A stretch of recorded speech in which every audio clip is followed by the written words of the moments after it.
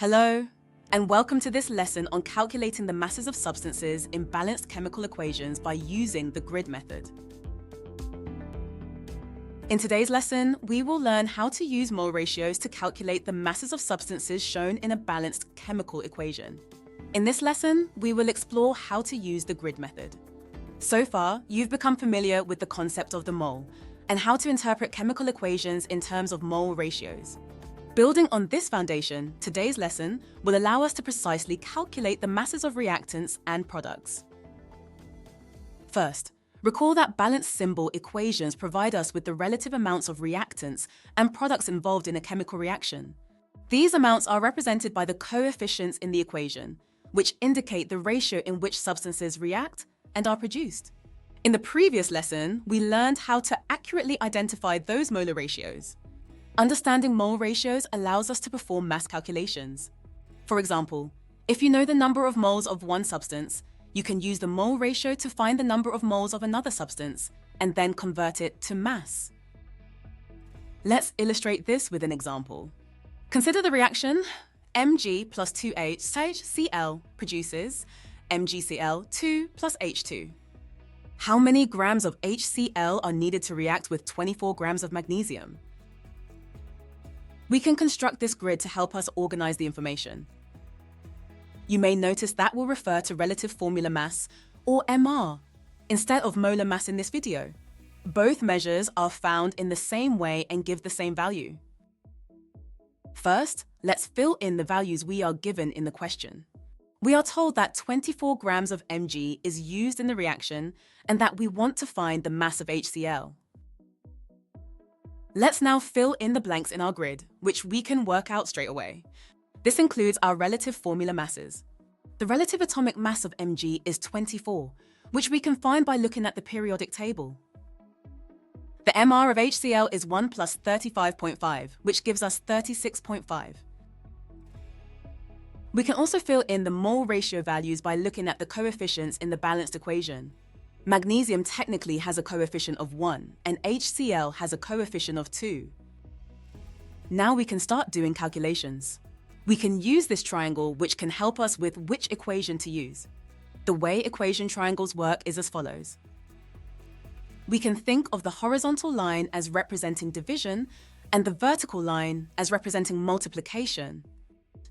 Cover the value you want to find with your finger, for example, moles.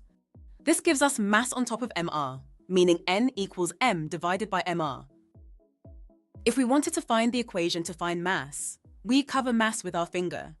We are left with N and MR at the bottom of the triangle, so we multiply them together. M equals N times MR. We can calculate the number of moles of Mg by dividing its mass by its relative atomic mass. 24 divided by 24 gives us 1 mole. Now we can use the mole ratio to find the number of moles of HCl. We can see from our mole ratio that we need to multiply the number of moles of Mg by 2. So we do 1 times 2, which gives us 2. We now have enough information to find the mass of HCl. To find the mass of HCl, we need to multiply its number of moles and MR. So we do 2 times 36.5 to get 73 G of HCl. Now let's have a go at finding the mass of magnesium chloride formed. Let's begin by filling in the information we already know. We can work out the MR by looking at the periodic table and adding up the relative atomic masses of 1 Mg and 2 Cls. So we do 24 plus 2 times 35.5 to get 95. From the balanced equation, we see that 1 mole of MgCl2 is formed. Now we can use our mole ratio to find the number of moles of MgCl2 formed in the reaction. We can see that Mg and MgCl2 both have a 1-to-1 mole ratio. Hence, the number of moles of Mg and chlorine is the same. To find the mass of MgCl2, we do N times MR. So we multiply 1 and 95 together to get 95 grams. Let's find the mass of our other product, hydrogen. Once again, we will start by filling in the information we know about hydrogen. Firstly, we can work out the MR. We have 2 hydrogens, so we do 2 times 1 to get 2. We can also see from the coefficients in the balanced equation that the mole ratio of H2 is 1. Using the mole ratios, we can see that MgCl2 and H2 have a 1-to-1 mole ratio and so form the same number of moles. Finally, to work out the mass of H2 formed, we again multiply H2's number of moles with H2's MR, doing 1 times 2 to get the mass of hydrogen as 2 grams. By understanding the relationship between moles, molar mass, or MR, and balanced chemical equations, you can calculate the masses of reactants and products in any chemical reaction. This is an essential skill in quantitative chemistry, allowing us to predict and measure the amounts of substances involved in chemical processes accurately. Now, let's try some examples. Consider the reaction between hydrogen and oxygen to form water. 2H2 plus O2 produces 2H2O. If you start with 4 grams of hydrogen, H2, and have excess oxygen, how much water, H2O, will be produced? Pause the video and have a go yourself. First, let's write out our balanced equation and set up our grid. We can add in the information that we are told in the question. We can then fill in the MRs of hydrogen and water. We have 2 atoms of hydrogen, so we do 2 times 1 to get 2. For water, we have 2 atoms of hydrogen and 1 atom of oxygen, so do 2 times 1 plus 16 to get 18. We can also write the mole ratios by looking at the coefficients in our balanced equation. The coefficients of both hydrogen and water are 2.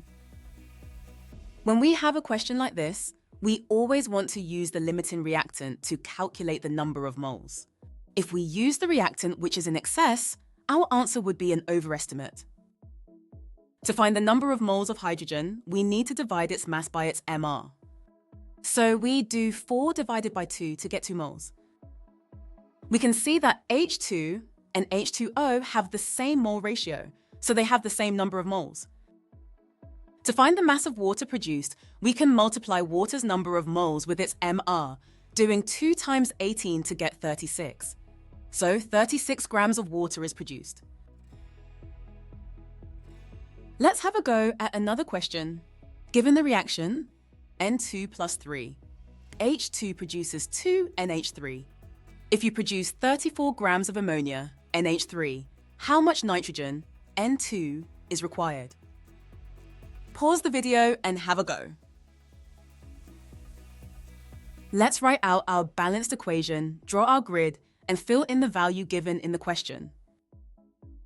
We can find the MR of the diatomic nitrogen molecule by doing 2 times 14 to get 28, and the MR of ammonia by adding the relative atomic masses of nitrogen and 3 hydrogens. So we do 14 plus 3 times 1 to get 17.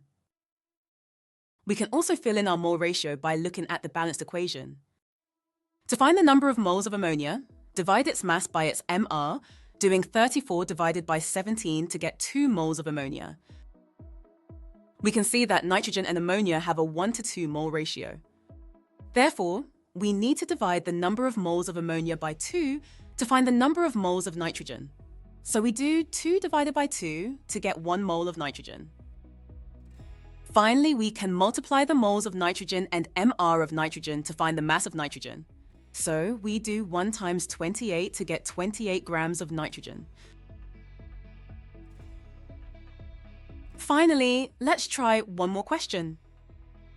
If you burn 12 grams of Mg in air, and the equation is 2Mg plus O, 2 produces 2MgO, how much magnesium oxide, MgO, will be produced? Pause the video and give it a go. Let's start by writing our balanced equation and drawing our grid. We can then fill in the information given to us in the question. Next, we can write in the values for the relative atomic mass of magnesium, which is 24, and the MR of magnesium oxide, which is found by adding the relative atomic masses of magnesium, 24, and oxygen, 16, to get 40. We can also fill in the mole ratio by looking at the coefficients in our balanced equation. Both Mg and MgO have a coefficient of 2, so they both have a mole ratio of 2. To work out the number of moles of magnesium that are used up in the reaction, we divide the mass of magnesium by its relative atomic mass. So we do 12 divided by 24 and get 0.5 moles of magnesium. As the mole ratio for Mg and MgO are both the same, the number of moles for each are the same. So the number of moles of MgO formed is 0.5. To get to our final answer, we need to calculate the mass of MgO, which we can do by multiplying its number of moles and its MR. So we do 0.5 times 40 and get 20. Therefore, 20 G of MgO is formed in this reaction. In today's lesson, we delved into the topic of calculating the masses of substances from balanced chemical equations. By identifying the molar ratios from the coefficients in the balanced equation, we can determine the proportions in which substances react and are produced. This allows us to calculate the mass of any reactant or product if the mass of one of the substances is known. We practiced this by working through several examples, where we calculated the masses of different substances involved in chemical reactions. We reinforced the use of the MR of each substance, converting between grams and moles to facilitate our calculations. This foundational skill in quantitative chemistry is vital for analyzing chemical reactions and will be built upon in future lessons.